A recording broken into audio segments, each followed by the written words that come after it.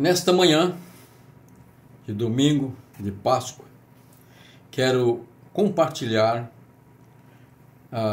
em resumo, o conteúdo da mensagem da lição da Escola Bíblica Dominical, ministrada na minha igreja, Assembleia de Deus, aqui sede da cidade de Porá, que foi ensinada pela missionária Elianai. O título da lição é Participando com consciência e alegria da manutenção do serviço. Em outras palavras, da obra de Deus. E o texto básico que nós temos aí, que foi usado, está lá no texto áureo em Êxodo 35, versículo 21, e o texto da exposição está em 2 Crônicas, capítulo 29, os versículos 3º ao 6º. E é interessante aqui, fala sobre a importância de contribuirmos para a obra de Deus. Aqui, tanto com os nossos recursos financeiros, como diz a verdade aplicada, como também com o nosso trabalho, a nossa contribuição em serviço. Isso é muito importante, porque nós temos ali o exemplo lá na Bíblia de Êxodo, quando foi construído o tabernáculo, o povo contribuiu de maneira liberal, que passou dos limites do necessário. Quando foi construir o templo, pela mesma forma, o povo estava solícito para contribuir. Isso aconteceu também em 3 reformas que aconteceram, ou melhor, houveram no Templo de Jerusalém. E aqui nós vamos ver o seguinte: qual a aplicação? Há muita reclamação sobre construir templos. Por exemplo, aqui o nosso novo templo sede catedral é uma obra-prima, é a construção que mais destaca na cidade.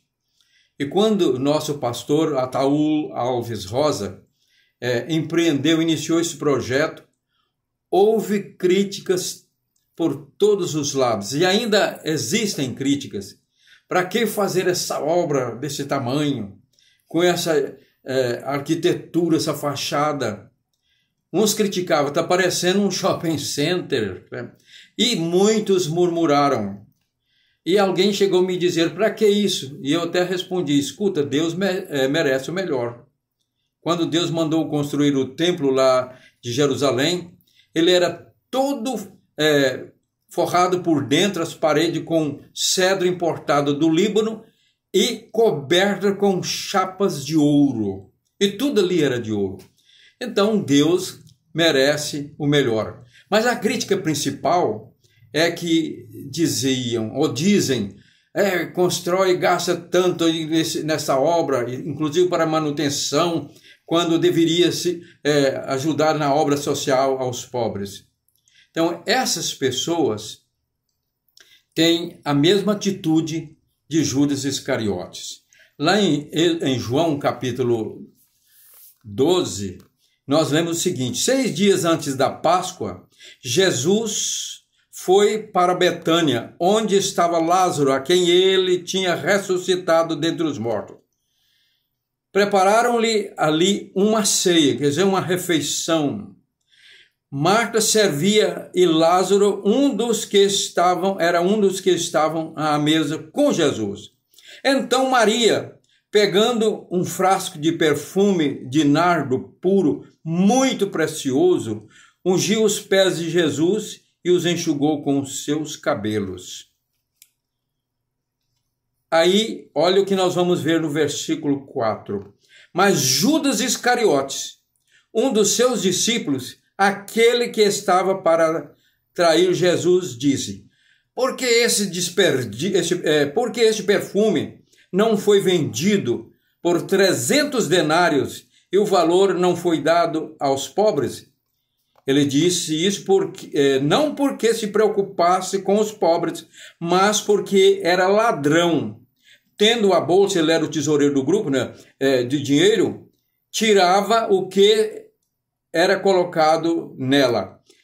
Mas Jesus disse: deixai-a, que ela guarde isso para o dia do meu sepultamento, porque os pobres vocês sempre terão com eles, com vocês, mas a mim vocês nem sempre terão.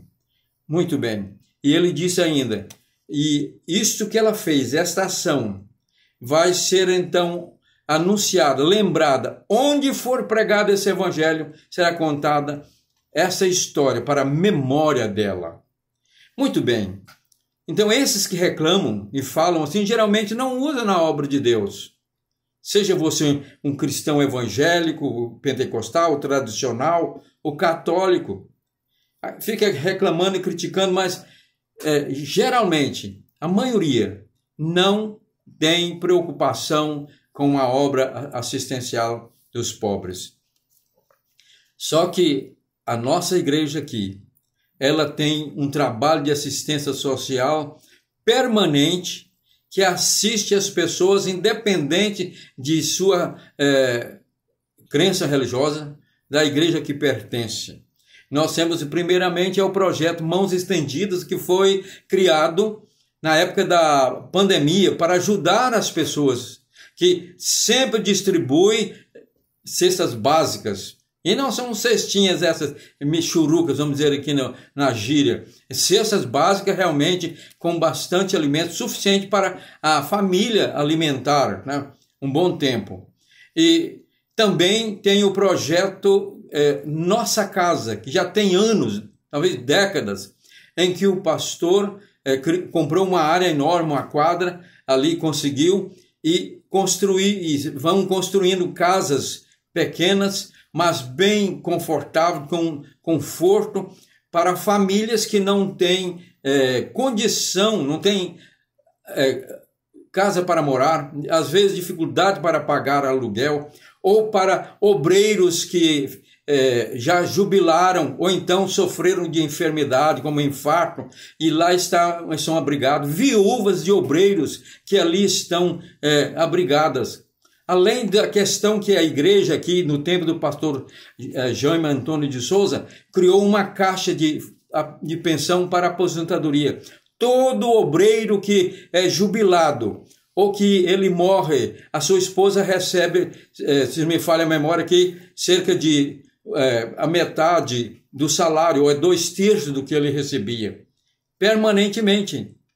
Muito bem, além desses projetos, tem o Lar Bom Samaritano, que tem já mais, talvez, de 20, uns 30 anos, que foi construído também no tempo do pastor Jaime Antônio de Souza, e agora melhorado e com uma estrutura, uma construção de alta qualidade, com apartamentos para as pessoas que ali vivem, que é abrigo para pessoas idosas e gente desamparadas.